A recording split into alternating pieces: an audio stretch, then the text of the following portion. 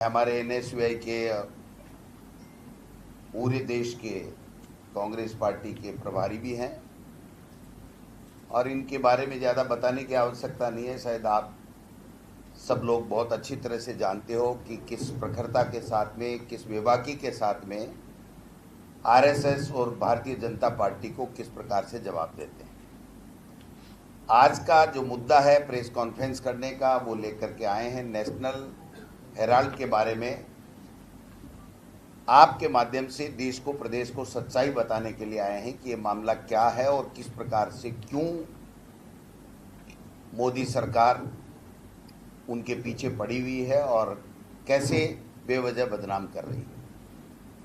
मैं 2 मिनट संक्षेप में, जो अखिल भारतीय कांग्रेस कमेटी ने संविधान बचाओ हमारा अभियान कल ही एक परिपत्र जारी किया है, उसके बारे में आपसे निवेदन करना चाहता हूं कि हम लोग 24 तारीख को प्रदेश कांग्रेस कमेटी में बैठक करेंगे। फिर हम लोग 28 तारीख को हमारा प्रस्तावित है, माननीय खड़गे साहब यहां पर कोऑर्डिनेशन कमेटी पदाधिकारियों के साथ में बैठक और बड़ी रैली करने का कार्यक्रम प्रस्तावित है इसी मुद्दे को लेकर के। और उसके बाद में हम लोग जिलों के अंदर रैलियां करेंगे और उसके बाद में हम बूथ के लेवल तक इसको, प्रोग्राम को ले जाएंगे जो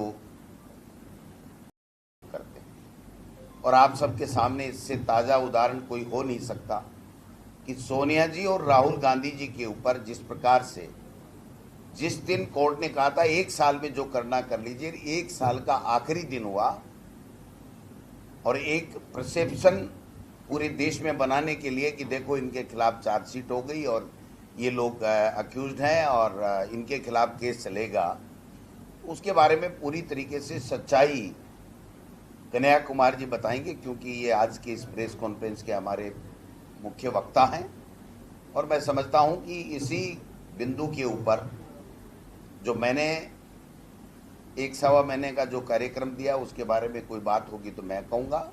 और नेशनल हेराल्ड या जो भी मामला है, ईडी ने जो ताज़ा हमला किया है और गलत जो चार्जशीट दी है, उसके ऊपर कोई बात आएगी तो कन्हैया कुमार जी कहेंगे। आप सब लोगों से मेरा आग्रह रहेगा कि हमारी प्रेस कॉन्फ्रेंस को इन्हीं मुद्दों तक आप रखेंगे, ये मैं आशा और अपेक्षा और सहयोग आपसे चाहता हूँ। तो मैं अब कन्हैया कुमार जी से आग्रह करूंगा कि वो अपनी प्रेस कॉन्फ्रेंस शुरू करें और हमारे जो मीडिया के साथ भी हैं उनको अपनी बात बताएं। कन्हैया कुमार जी।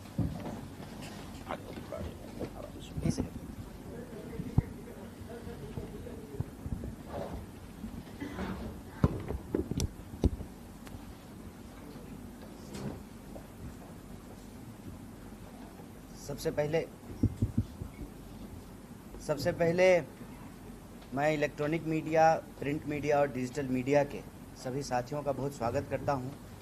और राजस्थान प्रदेश कांग्रेस कार्यालय के जो हमारे स्टाफ हैं, जो मीडिया विभाग के लोग हैं और हमारे प्रिय और लोकप्रिय प्रदेश अध्यक्ष डोटासरा जी का बहुत धन्यवाद करता हूं कि इस प्रेस वार्ता के लिए ऐतिहासिक शहर जयपुर में आना हुआ है। इसके लिए आपका बहुत बहुत आभार। बिना किसी देरी के सीधे आज जो प्रेस वार्ता का मुख्य विषय है, नेशनल हेराल्ड के मामले में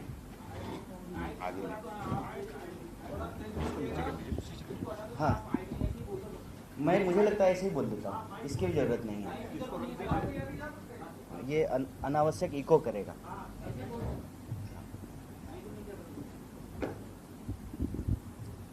तो सबसे पहले आज की प्रेस वार्ता का जो मुख्य विषय है, उसके संबंध में कुछ बातें आपके सामने रखना चाहता हूं। पहली बात तो ये कि यह जो नेशनल हेराल्ड का मामला है, इसका कानूनी पक्ष कुछ भी नहीं है। तो मैं आपसे इसके कानूनी पक्ष के बारे में बात नहीं करूंगा। सीधे तौर पे ये एक राजनीतिक साजिश और शरारत का मामला है। ये राजनीतिक साजिश और शरारत का मामला कैसे है? पहला, कि जिस कानून के तहत यह मामला दर्ज किया गया है, उस कानून का नाम है money laundering act. Money laundering act उस केस में लगेगा जिस केस में कहीं कोई पैसे का लेन देन हुआ हो। इसमें पैसे का कोई लेन देन हुआ ही नहीं है।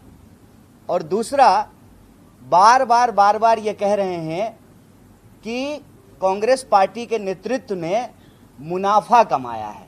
सबसे इम्पोर्टेंट बात यह है कि जो दोनों कंपनियां हैं वो नॉन प्रॉफिट ऑर्गेनाइजेशन है। ना तो वो मुनाफा कमाती है और ना उसका मुनाफा कोई ले सकता है। कोई भी उसका डायरेक्टर हो जाए, 1 रुपया जो है उस कंपनी से कोई ले नहीं सकता है। और तीसरा, कह रहे हैं कि हजारों करोड़ की संपत्ति का मामला है। ये जो 3 बड़ा झूठ है उसका पर्दाफाश हम आपके सामने करना चाहते हैं। पहला, कि इसमें कोई पैसे का लेन देन नहीं हुआ है, तो आप जो है मनी लॉन्ड्रिंग का मामला कैसे दर्ज कर रहे हैं। दूसरा, डायरेक्टर चाहे कोई भी हो, कोई भी डायरेक्टर उस कंपनी से कुछ भी नहीं ले सकता है, उसकी संपत्ति को कोई बेच नहीं सकता है, वो संपत्ति एज इट इज रहेगी। तो जो है राहुल गांधी और सोनिया गांधी जी ने फायदा कैसे ले लिया। और तीसरा, सुविधा अनुसार बदलते रहे 5,000 करोड़ की संपत्ति है। पहली बात जान लीजिए, नेशनल हेराल्ड की जितनी संपत्ति है, एक लखनऊ के ऑफिस को छोड़ करके सारी संपत्ति लीज पर है। मतलब वो नेशनल हेराल्ड की भी संपत्ति नहीं है। यह जो हमारा प्रदेश कार्यालय है, ये कांग्रेस पार्टी की इंडिविजुअल प्रॉपर्टी है, लेकिन जो सरकार से हमको ऑफिस मिला है वो हमारी प्रॉपर्टी नहीं है, वो सरकार की प्रॉपर्टी है। सरकार जब चाहेगी तब ले लेगी। मतलब पहले दिन से नेशनल हेराल्ड के मामले में भाजपा झूठ बोल रही है। सवाल यह है कि इनके हजारों झूठ की तरह यह नया झूठ क्यों परोसा गया है। नया झूठ इसलिए परोसा गया है कि प्रधानमंत्री जब आए थे तो उन्होंने एक बात कही, कांग्रेस मुक्त भारत। उनको एक बात समझ में आ गई, तीसरी बार प्रधानमंत्री बने हैं, कि कांग्रेस मुक्त भारत नहीं हो सकता है। खास करके उस परिवार के रहने के चलते जिस परिवार से 2 प्रधानमंत्री ने अपनी शहादत दी हो देश के लिए बलिदान देने वाले परिवार को बदनाम करने पे इसलिए उतारू हैं कि इनको मालूम है कि इनके खिलाफ कोई भी आरोप चिपकता नहीं है। आपने देखा किस तरीके से जो है राहुल जी की नागरिकता पे सवाल उठाया गया, फिर कोर्ट ने फटकार लगाई, वकील को जो है जुर्माना भरने को कहा और जेल किया वकील को, सदस्यता समाप्त कर दी गई, फिर सदस्यता बहाल की गई, घर वापस ले लिया गया, फिर घर दिया गया। और जनता को देखिए, सांसद थे तो आपने सदस्यता छीन ली और घर ले लिया, जनता ने लीडर ऑफ अपोजिशन बना दिया और जो है सांसदों की संख्या जो है वो डबल कर दी। तो भाजपा कहीं ना कहीं यह बात समझ गई है कि जब तक यह परिवार है, जब तक कांग्रेस पार्टी है, तब तक संविधान को चकनाचूर करने का इनका सपना पूरा नहीं हो सकता है। देश की जो बहुसंख्यक आबादी है, चाहे वो दलित हों, आदिवासी हों, पिछड़े हों, अति पिछड़े हों, गरीब लोग हों, अल्पसंख्यक हों, उनके हितों पर हमला नहीं हो सकता है। प्रधानमंत्री जी को यह बात पूरी तरह से समझ में आ गई है कि वो और उनकी मित्र मंडली जो इस देश की संपत्ति को दोनों हाथ से लूट सकते रहे हैं, उसको अगर कोई रोक सकता है तो कांग्रेस पार्टी रोक सकती है। मेरा एक सीधा सवाल है और जनता में ये सवाल है कि अगर किसी के ऊपर कोई ईडी का मामला होता है, वो व्यक्ति अगर भाजपा में चला जाए तो वो सारे मामले समाप्त हो जाते हैं। और ऐसे एक नहीं, इस देश में कम से कम सैकड़ों उदाहरण दिए जा सकते हैं, क्योंकि ईडी का जो कन्विक्शन रेट है वो 1% भी नहीं है। मतलब 100 लोगों पे कार्रवाई करते हैं, 1 लोग को भी जो है ये सजा नहीं दिलवा पाते हैं। तो वो सारे लोग जिस पे ईडी कार्रवाई करती है, उनका होता क्या है? होता यह है कि ईडी दरअसल भाजपा का एक्सटॉर्शन डिपार्टमेंट है। ये एक्सटॉर्शन डिपार्टमेंट जो है भाजपा आरएसएस के लिए इलेक्शन के साथ भी और इलेक्शन के बाद भी, प्रधानमंत्री जो कहते हैं कि हम 18-18 घंटे काम करते हैं, यही एक्सटॉर्शन डिपार्टमेंट 18-18 घंटे काम करता है। जो सवाल आज कांग्रेस पार्टी के लिए उठाए जा रहे हैं, वही सवाल आरएसएस और बीजेपी के लिए क्यों नहीं पूछे जा रहे हैं कि आप हर शहर में जो दफ्तर बनाए हैं, कहां से बनाए हैं? आरएसएस तो रजिस्टर्ड ऑर्गेनाइजेशन भी नहीं है। नेशनल हेराल्ड आज़ादी के वक्त में पंडित जवाहरलाल नेहरू और अन्य स्वतंत्रता सेनानियों के द्वारा स्थापित किया गया। 3 अखबार चलाए गए, अंग्रेजी में नेशनल हेराल्ड, हिंदी में एक अखबार, और उर्दू में एक अखबार। और वो अखबार जब चलाई जा रही थी, और ये बहुत आइकॉनिक बात है, इसको याद रखिएगा, 1942 के भारत छोड़ो आंदोलन में अंग्रेजों ने इस अखबार को प्रतिबंधित किया था। जब अंग्रेज से नहीं डरे, आज़ादी के आंदोलन के दौरान, आज़ादी के पहले, जब आज़ादी को प्राप्त करने के लिए, आज़ादी को लाने के लिए संघर्ष हो रहा था, तो आज जो है अंग्रेजों के जासूसों से डरेंगे? उनसे डर लगेगा जब अंग्रेज से नहीं डरे। और ये अखबार पे वो उसी तरह से हमला कर रहे हैं जैसे अंग्रेज किया करते थे। क्या डर है भाई नेशनल हेराल्ड से? ज़्यादातर मीडिया पर आपका कब्जा है। कोई एक अखबार अगर चल रहा है और कांग्रेस पार्टी उसको चलाने का प्रयास कर रही है, इसमें क्या गैर कानूनी हो गया है? और अगर कुछ गैर कानूनी हुआ है, दो सवाल का जवाब देना चाहिए ईडी को भी और भाजपा को भी। पहला कि 2 बार जो है, एक बार कोर्ट में यह मामला नहीं ठहरा और दूसरी बार ईडी ने कहा कि इसमें कोई कार्रवाई करने के लिए है नहीं। दूसरी बार सुओ मोटो लेकर के फिर से आपने केस रजिस्टर्ड कर दिया। इतने साल हो गए हैं, क्या कार्रवाई है आपकी? सिवाय इसके कि जब देश में आपको ध्यान भटकाने के लिए कोई मुद्दा चाहिए तो जो है आप ईडी का मामला उछाल देते हैं। हम कहते हैं कि सरकार सबूत पेश करे और जो अपराधी है उस पर कार्रवाई करे, लेकिन सरकार जब खुद ही अपराधी बन करके उन लोगों पर कार्रवाई कर रही है जो लोग सरकार के विपक्ष में हैं, और यह बात बिल्कुल आमने सामने दिख रही है। नीतीश कुमार जी जब इंडिया के साथ थे, उनके सारे मंत्री के घर पे जो है ईडी का छापा हुआ। जो ही एनडीए के साथ चले गए, किसी मंत्री पे कोई कार्रवाई नहीं। एक नहीं, ऐसे हजारों एग्जाम्पल दिए जा सकते हैं। तो भाजपा ने ईडी के माध्यम से इस देश में जो राजनीतिक लड़ाई लड़ने वाले लोग हैं उनके सामने 2 विकल्प दिया है, या तो आप भाजपा में आइए या जेल में जाइए। लेकिन बीजेपी यही एक गलती करती है। गलती ये करती है कि सब धन 22 पसेरी होता नहीं है। सारे लोग जो है वो ईडी से डर नहीं जाते हैं। सारे लोगों को इनकम टैक्स और सीबीआई से डर नहीं लगता है।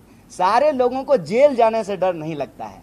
खास करके कांग्रेस पार्टी पिछले कुछ सालों में जिस तरीके से इस देश के आम लोगों के मुद्दों को उठा रही है, यह लड़ाई बिल्कुल आमने सामने की हो गई। उस वक्त हम देश की आज़ादी के लिए संघर्ष कर रहे थे, संविधान बनाया, संविधान का राज स्थापित हुआ। आज संविधान बचाने के लिए संघर्ष कर रहे हैं, और उन्हीं संवैधानिक संस्थाओं का दुरुपयोग करके, जिनके ऊपर इनका कोई भरोसा नहीं है, ये देश की आज़ादी नहीं मानते हैं कि 47 में हुआ, ये देश के संविधान को सही नहीं मानते हैं, झंडा को कहते हैं कि अशुभ है, और आज उसी सिस्टम से जब ये देश के गद्दी पे बैठे हैं तो देश की संस्थाओं को कब्जा कर रहे हैं, और राजनीतिक बदले की भावना से ध्यान भटकाओ योजना के तहत ईडी जैसी संस्थाओं का दुरुपयोग करके इस देश की विपक्ष की आवाज को बंद कराना और लोगों के जो बुनियादी मुद्दे हैं उनसे ध्यान भटकाना इनका एकमात्र एजेंडा है। लेकिन इस मामले में इनको पूरी तरह से मुंह की खानी पड़ेगी। जिस तरीके से कोर्ट ने कहा कि 1 साल के भीतर आपको जो करना है कीजिए, तो आखिरी दिन जो है ये चार्जशीट लेकर के आए हैं, जो चार्जशीट कांग्रेस पार्टी को अभी तक नहीं दी गई है, जो एक्यूज्ड हैं उनको नहीं दिया गया है, लेकिन मीडिया में उसका डिटेलिंग जो है वो चल रहा है। तो इनको लगता है कि टीवी वाले आपकी अदालत में न्याय का फैसला होगा तो सब कुछ जो है ना ये अपने हिसाब से नहीं चला सकते हैं। इस देश में आज भी लोकतंत्र है, संविधान का शासन है, और जनता के न्यायालय में हम जाएंगे, और जनता के न्यायालय में जा कर के जो सच्चाई है वो सच्चाई लोगों के सामने रखेंगे। और इसी प्रक्रिया में हम आप तमाम मीडिया साथियों से बात करने के लिए आए हैं, और इसमें हमारा स्पष्ट मत है। पहला, कोई जो है पैसे के लेन देन के बिना मनी लॉन्ड्रिंग का केस किया गया है। दूसरा, कोर्ट में यह मामला नहीं ठहरा, ईडी ने भी कार्रवाई करने से मना कर दी, फिर भी जबरदस्ती जो है इस मामले को दर्ज किया गया। तीसरा, जानबूझ करके उस परिवार को जिसने बलिदान दिया है उसको ये बदनाम करना चाहते हैं ताकि कांग्रेस पार्टी को हतोत्साहित किया जाए, निराश किया जाए। तो हम आपके माध्यम से आरएसएस बीजेपी को कहना चाहते हैं कि नेशनल हेराल्ड एक हिस्टोरिकल आइकॉनिक चीज़ है। 1942 के भारत छोड़ो आंदोलन में अंग्रेजों ने प्रतिबंधित किया, तब भी जो है देश को आज़ादी 47 में मिली। आज आप लोकतंत्र की आवाज़ को बंद करने की कोशिश कर रहे हैं, लेकिन ये होगा नहीं। हम अपने काम पे निरंतर आगे बढ़ते रहेंगे और जैसा कि हमारे प्रदेश अध्यक्ष जी ने आपको बताया कि हम इनके ध्यान भटकाओ योजना को अच्छे तरीके से समझ रहे हैं। संविधान बचाने की बात हो, महंगाई की बात हो, बेकारी की बात हो, भेदभाव की बात हो, और जिस तरीके से देश आर्थिक संकट की तरफ जा रहा है, मिडिल क्लास लोग हर चीज़ के लिए जिस तरह से परेशान हो रहा है, इन मुद्दों को हम प्रमुखता से उठाते रहेंगे। परिवार को बदनाम करने की ना इनकी नीति नहीं है, ना रीति नहीं है, और इसके बारे में हम सब जानते हैं कि सांच को कोई आँच नहीं होता है। खास करके आप उस परिवार को बदनाम नहीं कर पाएंगे जिस परिवार के लोगों ने देश के लिए बलिदान दिया है। लोग आज पूछ रहे हैं, इनकम टैक्स डिपार्टमेंट ने कहा कि 462 करोड़ की प्रॉपर्टी है। प्रॉपर्टी के बारे में भी आपको बता देते हैं। एक लखनऊ के ऑफिस को छोड़ करके नेशनल हेराल्ड की सारी प्रॉपर्टी लीज पर है।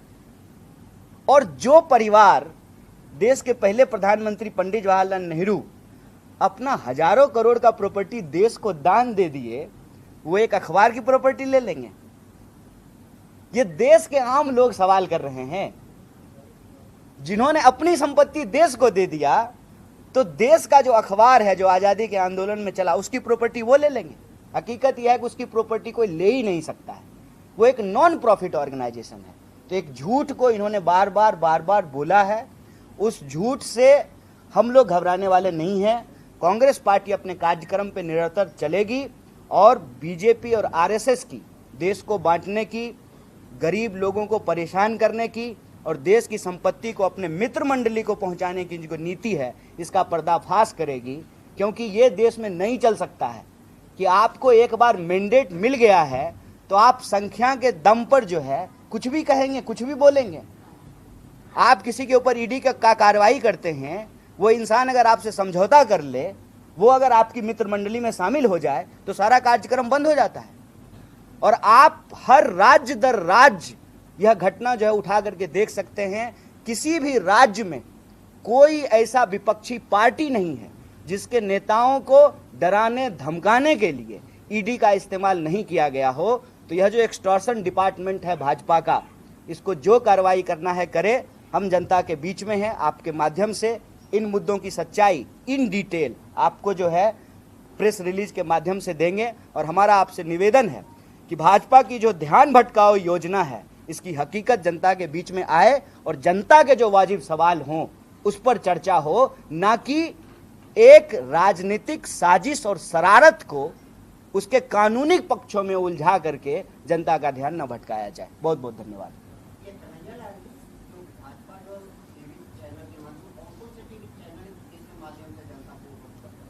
नहीं, आप कोई भी टीवी चैनल शाम को खोल के देखिए ना। पिछले कई दिन से जो है नेशनल हेराल्ड का मुद्दा चल रहा है। आप टोक करके उनसे एक फैक्ट पूछेंगे तो आपको एक फैक्ट नहीं बता सकते हैं कि भाई नेशनल हेराल्ड कब बना, नेशनल हेराल्ड जो है किस कंपनी के तहत रजिस्टर्ड हुई, उसको जो है पहली बार किसने स्थापित किया। उनको कुछ जानकारी नहीं है। 4-5 व्हाट्सएप पे सुबह में झूठ आता है, उस झूठ को दिन रात सोशल मीडिया से लेकर के टीवी चैनल पे बैठ करके बोलते रहते हैं। 5000 करोड़ की प्रॉपर्टी है, सोनिया गांधी जी और राहुल जी ने अपने नाम कर लिया। एक नॉन प्रॉफिट ऑर्गेनाइजेशन के आप आज डायरेक्टर हैं, कल को कोई और डायरेक्टर होगा।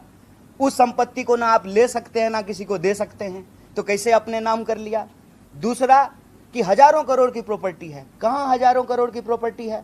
इनकम टैक्स डिपार्टमेंट असेसमेंट में कह रहा है कि टोटल 462 करोड़ की संपत्ति है। हर टीवी चैनल में जाकर के बोल रहे हैं कि हजारों करोड़ की संपत्ति है और सारी प्रॉपर्टी लीज्ड है, कांग्रेस पार्टी की पर्सनल नहीं है। तीसरा, कहां पे जो है मनी लॉन्ड्रिंग हुआ है, ट्रांजैक्शन कहां पे हुआ है, कौन सा पैसा किसको दिया गया है। इक्विटी को शेयर में चेंज करना नॉर्मल प्रोसेस है। उसके बाद अब एक नया आरोप लगाना शुरू किए हैं कि कांग्रेस पार्टी की जब सरकार थी तो नेशनल हेराल्ड को विज्ञापन दिया जाता था। तो आप भी तो दे रहे हैं विज्ञापन पांचजन्य को और ऑर्गेनाइजर को। जितनी आरएसएस से जुड़ी हुई संस्थाएं हैं, अखबार हैं, क्या उनको विज्ञापन नहीं दिया जा रहा है? और अपनी जुड़ी हुई तो छोड़ दीजिए, आप तो बाकी स्वतंत्र चैनलों को भी विज्ञापन के माध्यम से ही कंट्रोल करते हैं। मीडिया को आप कंट्रोल कैसे कर रहे हैं? वो स्विच आप चला कैसे रहे हैं? विज्ञापन के माध्यम से चला रहे हैं। तो एक आज़ादी के आंदोलन में शामिल अखबार जिसका इतना बड़ा विरासत हो, उसको सरकार की तरफ से जो है विज्ञापन दिया जाए तो कौन सा गैर कानूनी काम कर दिया गया? कुल मामला ये है कि इनको उस परिवार को बदनाम करना है, इनको ये दिखाना है कि इस परिवार ने कुछ नहीं किया। असल बात ये है कि वही कर रहे हैं जो अंग्रेजों ने किया, देश के लिए कुछ किया नहीं, देश को जब संघर्ष कर रहा था आज़ादी के लिए उसमें शामिल नहीं हुए।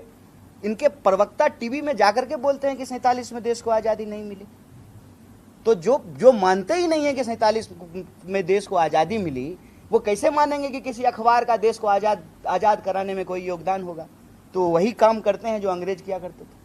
तो हर टीवी चैनल में एक झूठ सिलसिलेवार तरीके से बोला जा रहा है, उसकी सच्चाई हम आपको प्रेस विज्ञप्ति के माध्यम से भी देंगे। और हमारा इस संबंध में एक ही बात कहना है कि अपराधी अगर कोई है तो आप कार्रवाई कर सकते हैं, लेकिन ये राजनीतिक अपराध है कि आप इस देश के विपक्ष का मुंह बंद कराने के लिए देश की संस्थाओं का दुरुपयोग कर रहे हैं। और उसका सीधा एग्जाम्पल ये है कि आप ईडी आपके ऊपर आई, आप जो है भाजपा दफ्तर में जाइए, उनके नेता से समझौता कीजिए, ईडी जो है ना गूगल मैप पे जो है आपके घर का रास्ता दिखाना बंद कर देता है ईडी को। ये सबको दिख रहा है साफ साफ। इसका मतलब आप देश की लोकतांत्रिक संस्थाओं का कब्जा करके लोकतंत्र की ही गला दबा रहे हैं। अभी आपने बोला कि कांग्रेस ने जनता की बात आगे लेके जाकर मतदान की दिशा में की है, वक्फ बोर्ड को लेकर क्या रणनीति है? देखिए, वक्फ बोर्ड पे तो ऑलरेडी सुप्रीम कोर्ट ने अपने ऑब्जर्वेशंस दिए हैं और पार्लियामेंट में भी जो है हमने वही बात रखी थी जो ऑब्जर्वेशन सुप्रीम कोर्ट ने दिया है। तो अब बीजेपी ये नहीं कह सकती है कि ये जो है राजनीतिक मामला है। असल ये एक संवैधानिक मामला है कि देश, देखिए सबसे आज तो मैं ये आपसे निवेदन करूंगा, आज हम नेशनल हेराल्ड पे बात करेंगे, इस विषय पे और डिटेल बात करेंगे, लेकिन एक बात जान लीजिए कि कांग्रेस पार्टी ने जिन पक्षों को लेकर के पार्लियामेंट में अपना आपत्ति दर्ज कराई, कोर्ट ने भी अपने ऑब्जर्वेशन में वो बातें स्वीकार की है कि देश को अगर चलाना है तो संविधान की मूल भावना को लेकर चलना पड़ेगा।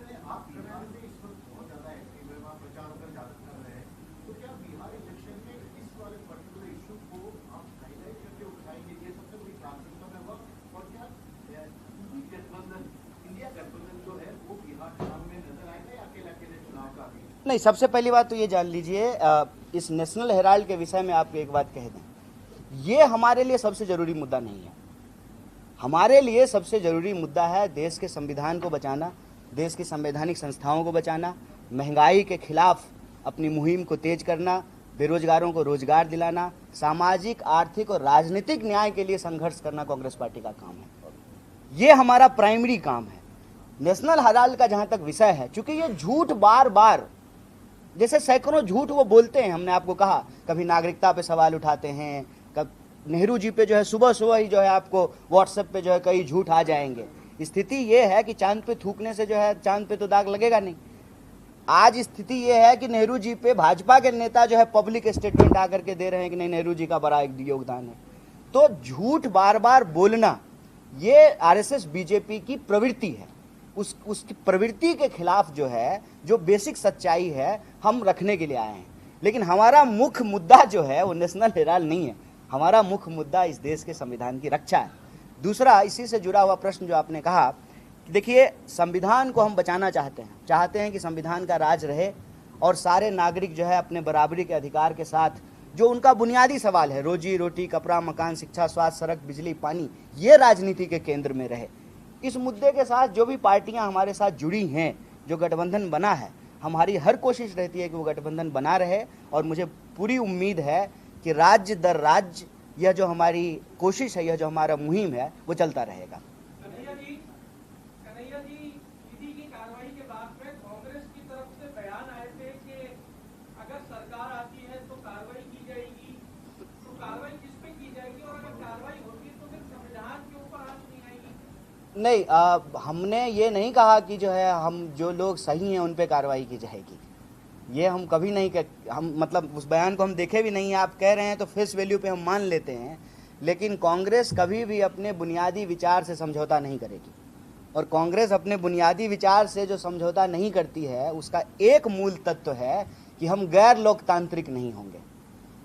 जो संस्थाएं आज काम कर रही हैं, अगर वो अपने दायरे में कानून के हिसाब से काम कर रही हैं, बहुत अच्छी बात है, लेकिन कोई ज़बरदस्ती इलेक्शन डिपार्टमेंट और एक्सटॉर्शन डिपार्टमेंट बन करके किसी विशेष पार्टी को फ़ायदा पहुंचाने के लिए अपने दायित्वों का निर्वहन नहीं कर रहे हैं, तो भाई उस पर आप ही बताइए कि कार्रवाई होनी चाहिए कि नहीं होनी चाहिए। जो जिम्मेदारी से अपना काम नहीं करे, जो कानून को धता बताए, कानून के पद पर बैठ करके, आप बताइए उस पर कार्रवाई होनी चाहिए कि नहीं होनी चाहिए। हाँ नरेंद्र जी, एक मिनट आपका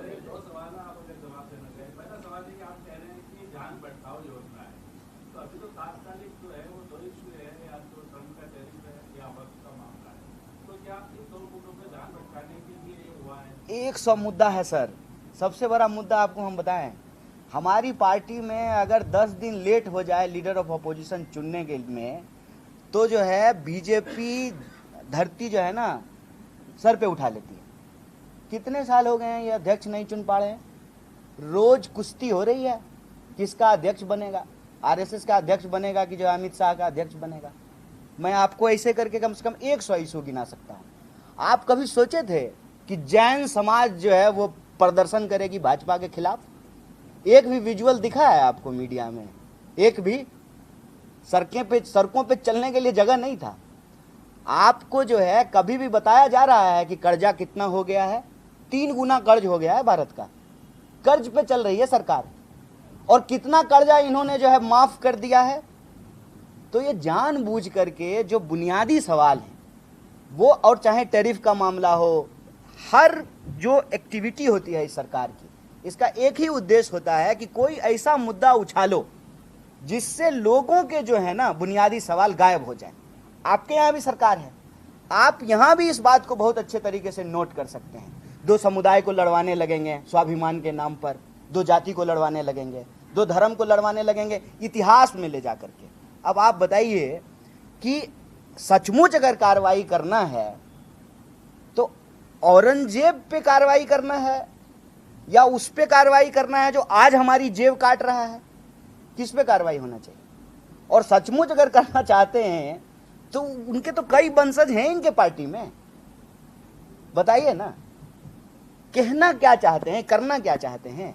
मुख्य सवाल यह है कि इस देश में ये किसी भी विपक्ष की आवाज को बचने नहीं देना चाहते, और एक बार लोकतंत्र में विपक्ष नहीं बचेगा तो लोकतंत्र भी नहीं बचेगा। कौन ये सवाल पूछेगा? आप याद कीजिए, नया पार्लियामेंट जब बन रहा था कहीं संविधान का जिक्र नहीं था। ज्यों ही इनके 400 पार के गुब्बारे का हवा निकाली जनता, त्यों ही जो है संविधान लेकर के आए थे इस बार शपथ लेने के बाद। तो लोकतंत्र में विपक्ष का मजबूत होना लोगों के लिए बेहतर है, और विपक्ष जो है कोई भी अपना काम ठीक से ना कर पाए, इसीलिए जो है इस तरह की जो है ये राजनीतिक भावनाओं से कार्रवाई करते हैं। अभी अहमदाबाद में हमारा शानदार सेशन हुआ, और गुजरात में अहमदाबाद में साबरमती के किनारे कांग्रेस पार्टी का सेशन हो, ये तो बर्दाश्त नहीं कर सकते। और फिर उस सेशन में जो बातें हुई कि हमारी लड़ाई किससे है, हमारी लड़ाई जो है वो सिर्फ एक पॉलिटिकल पार्टी से नहीं है, हमारी लड़ाई उस नेक्सस से है जो इस देश के भीतर बनता जा रहा है। प्रधानमंत्री जी, उनका मित्र मंडली, और उस मित्र मंडली में कौन है? उस मित्र मंडली में वो लोग हैं जो पोर्ट नहीं बनाए, जो एयरपोर्ट नहीं बनाए, सीमेंट नहीं बनाते हैं, सेब नहीं उगाते हैं, बिजली नहीं पैदा करते हैं, सब कुछ का मालिकाना हक उनके पास चला गया। और ये जाता कैसे है? जिसके पास है पहले उसके घर पे जांच एजेंसियां जाती हैं, उसको इनकम टैक्स, सीबीआई, ईडी से पहले डराते हैं, तो उसके पास 2 ही ऑप्शन बचता है, या तो भाजपा से जाके समझौता करे या जेल जाए। और ये कार्रवाई हमारे आंखों के सामने रोज हो रहा है। तो इस नेक्सस के खिलाफ जो संविधान नहीं मानते हैं, जो देश की संपत्ति लूट रहे हैं, और समाज में दिन रात किसी न किसी समुदाय को आपस में लड़ाते रहते हैं। अभी आपने देखा, कभी किसी जाति को उसके स्वाभिमान के नाम पे, कभी किसी जाति को उसके स्वाभिमान के नाम पे उसका झगड़ा कराते रहेंगे। तो ये अंग्रेजों की तरह फूट डालो राज करो की नीति पे चल रहे हैं। अंग्रेज करते थे फूट डालो राज करो, ये कर रहे हैं ध्यान भटकाओ राज करो, लोगों को आपस में लड़ाओ, देश की संपत्ति को अपने मित्र मंडली के पास पहुंचाओ और आप समझौता कर लीजिए, एक बार, बस एक बार समझौता कर लीजिए, आपके ऊपर सारी आपराधिक कार्रवाई समाप्त हो जाएगी, कुछ नहीं होगा। जब तक आप उनके खिलाफ बोलते रहेंगे तब तक जो है आपके खिलाफ जो है बहुत राजनीतिक बदले की भावना से कार्रवाई करते रहेंगे। हाल ही में आपने ईडी की बात की, तो ईडी का छापा प्रताप सिंह खाचरियावाल जो कि पूर्व कैबिनेट मंत्री रहे हैं, तो क्या वो बीजेपी से जाके मिल गए? देखिए, बीजेपी से जाकर के को नहीं, मिलने का ये बात नहीं है। हम ये कह रहे हैं कि ईडी की कार्रवाई जिसके ऊपर होती है उसके पास दो विकल्प है, या तो जो है आप लड़िए, वो जो है प्रताड़ना झेलिए, जेल जाइए, या तो जो है आप भाजपा से समझौता कीजिए। हम कह रहे हैं कि ये डिपार्टमेंट जो है एक्सटॉर्शन डिपार्टमेंट की तरह काम कर रही है। इलेक्शन मैनेजमेंट भाजपा को जो है उसके हिसाब से चल रही है, और आप ये जान लीजिए कि ये किसी एक प्रदेश या एक पार्टी से जुड़ा हुआ मामला नहीं है, हर प्रदेश और पूरे के पूरे विपक्ष से जुड़ा हुआ मामला है। और हम तो कहते हैं कि ये बैज ऑफ ऑनर है। आज अगर आपके ऊपर एफआईआर नहीं हो, आप जेल ना जाएं, ईडी ना आए, तो इसका मतलब आप भाजपा से ईमानदारी से लड़ नहीं रहे।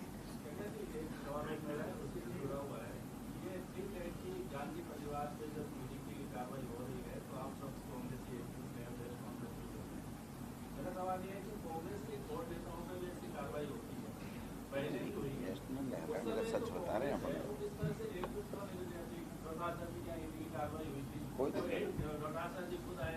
अभी जो है अभी जो है छत्तीसगढ़ में भूपेश बघेल जी के यहाँ हुई है, अभी जस्ट हुआ है।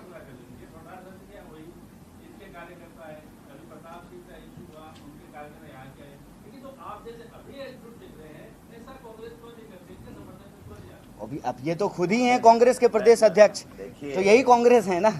ये जो प्रेस कॉन्फ्रेंस है, मुद्दा है वो नेशनल हेराल्ड का जो झूठ परोसा जा रहा है और जो गलत चार्जशीट की जा रही है उसके तथ्यों से आपको अवगत कराना और आपके माध्यम से जनता तक ये पहुंचाने की बात है। बाकी गलत कोई भी करेगा, किसी के खिलाफ भी हुई होगी, पार्टी हमेशा साथ खड़ी रही है, साथ खड़ी रहेगी। गलत आम व्यक्ति के भी खिलाफ होगा तो कांग्रेस पार्टी का तमाम कार्यकर्ता नीचे से ऊपर तक खड़ा रहेगा।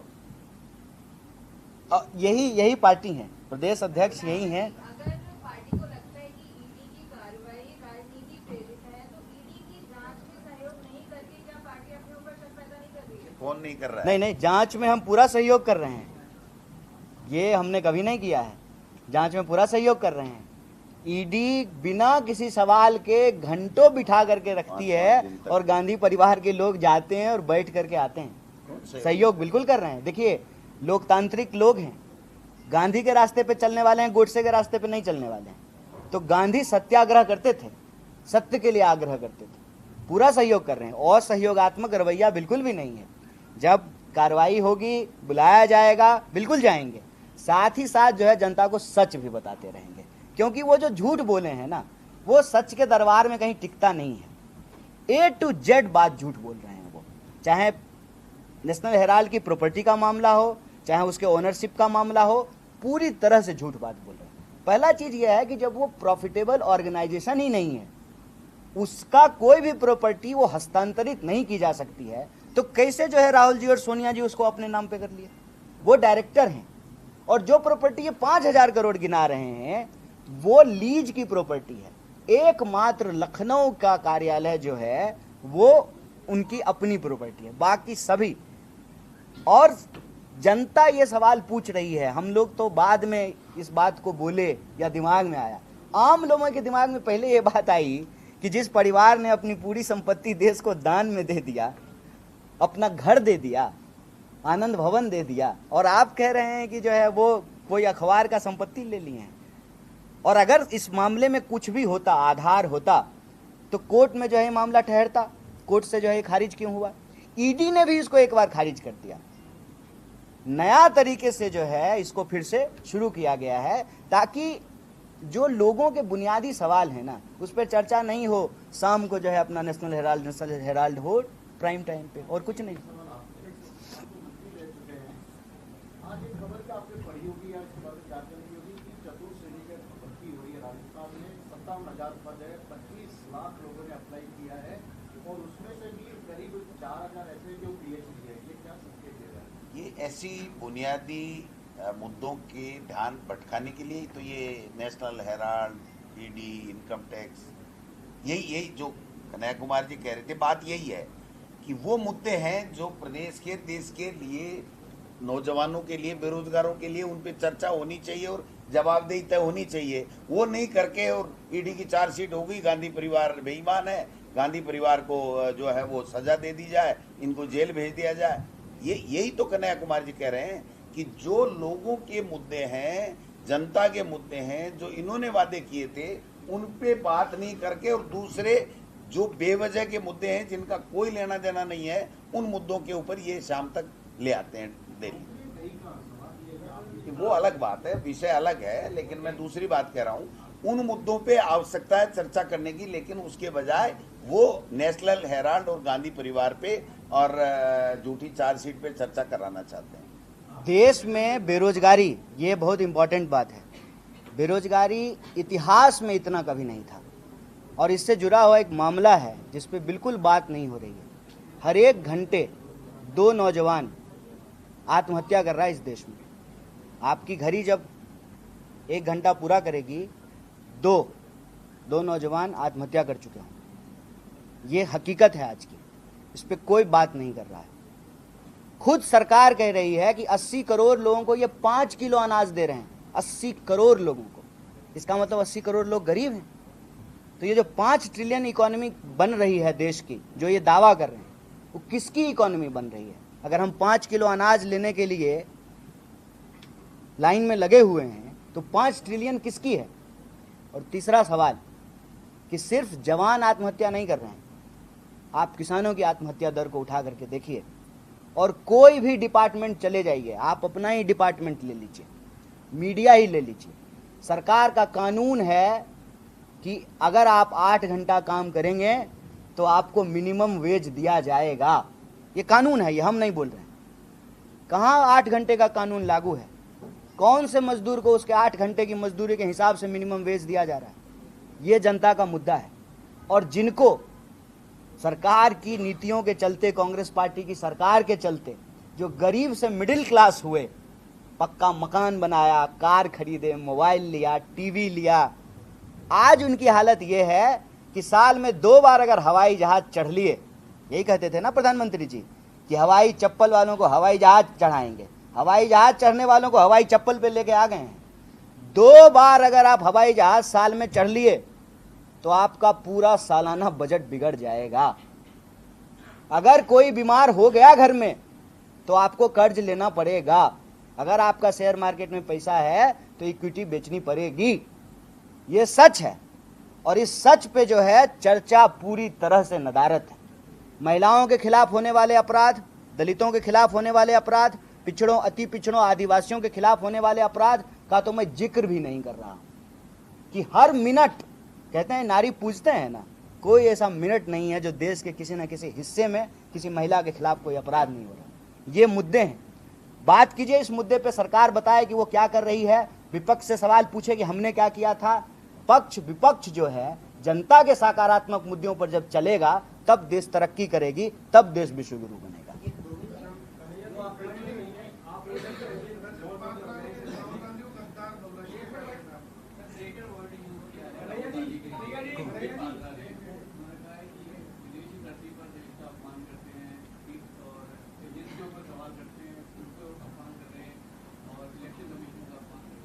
ये तो लोकतंत्र का अपमान खुद संबित पात्रा जी कर रहे हैं। देश के लीडर ऑफ अपोजिशन को, जिसको जनता ने चुना है, उसको जो है आप जब कह रहे हैं तो फेलियर किसका है? अगर आप मुझे गद्दार कहें तो ये जो है सरकार में बैठे हुए लोगों का फेलियर है ना, कि अगर मैं गद्दार हूं तो जो है फिर कानून व्यवस्था किसका है, गृह मंत्री किसका है? ये सवाल तो इसका मतलब संबित पात्रा जो है जय शाह के बाबूजी पे उठा रहे हैं। डैडी क्या कर रहे हैं? डैडी कुछ कर रहे हैं कि नहीं? डैडी गृह मंत्री है ना। तो देश में अगर कोई गद्दार है तो डैडी जी क्या कर रहे हैं? आईपीएल खिलवा रहे हैं बेटे से। डैडी को कार्रवाई करना चाहिए। एजेंसियां हैं, रॉ है, आईबी है, पुलिस है, वो तो पार्लियामेंट्रियन है, लीडर ऑफ अपोजिशन है, कोई ऐसा तो है नहीं वो नीरव मोदी और माल्या की तरह जो भाग गए हैं, मेहुल चोकसी की तरह। यही तमाशा चल रहा है। तो भैया जी आप बता रहे कि ये जो है लेकिन विकिपीडिया इसको यंग इंडिया लिमिटेड और शिवा लिमिटेड आपसे इसको ये लिखवाया है। आप बता रहे कि विकिपीडिया पे आप भी जाके एडिट कर सकते हैं कुछ भी। विकिपीडिया कोई ऑथेंटिक सोर्स थोड़ी होता है, ठीक है। ये जो है एजीएल कंपनी है, ठीक है ना। एजीएल कंपनी ने जो है नेहरू जी के साथ आचार्य नरेंद्र देव और उस वक्त के स्वतंत्रता सेनानी थे, उन लोगों ने 3 अखबार शुरू किया था। वो आज की बात नहीं है। हम कह रहे हैं कि उनको क्या अधिकार है जो आज भी रजिस्टर्ड नहीं हुए हैं। 1937 में एजीएल रजिस्टर्ड हो गया, 1925 में आरएसएस रजिस्टर्ड नहीं हुआ है, और देश भर में जो है उनका कार्यालय बन रहा है, उनका दफ्तर बन रहा है। उस पर ईडी कोई सवाल नहीं पूछ रही है। सीधा सीधा ये मामला जो है पॉलिटिकल वेंडेटा का है, राजनीतिक साजिश का है कि आप उस परिवार को इसलिए बदनाम कर रहे हैं क्योंकि उस परिवार के रहते हुए कांग्रेस मुक्त भारत का सपना आपको पूरा होता हुआ दिख नहीं रहा है। इसीलिए जो है आप बिना मुद्दा का मुद्दा उठा करके लाए हैं। और ये कोई पहली बार नहीं है, कभी नागरिकता का मुद्दा उठा के लाते हैं, कभी सदस्यता समाप्त कर देते हैं, कभी घर छीन लेते हैं। अभी जो है बताइए एक जो है बरबोले जो है स्पोक्स पर्सन ने जो है गद्दार ही कह दिया है। अगर गद्दार ही हैं तो कानून व्यवस्था की जिम्मेवारी किसकी? विपक्ष की या सरकार की? लीडर ऑफ अपोजिशन की या गृह मंत्री की? किसकी जिम्मेवारी है? और अगर इतना फुल प्रूफ कुछ होता, मैं एक बात कहता हूं, दिल पे हाथ रख करके पूछना चाहिए कुछ सवाल। जो लोग इतनी मुखरता से आरएसएस बीजेपी से लड़ रहे हैं, उसके खिलाफ अगर आरएसएस बीजेपी कुछ ठोस तरीके से नहीं कर पा रही है, मतलब इनके पास करने के लिए कुछ नहीं है। अगर गलती हुई और वो गलती को ये पकड़े तो ये इतने नफरत से भरे हुए लोग हैं कि ये विपक्ष का गला दबाने में 1 सेकंड का वक्त नहीं लगाएंगे। ये मैं अपने अनुभव से आपको बोल रहा हूँ।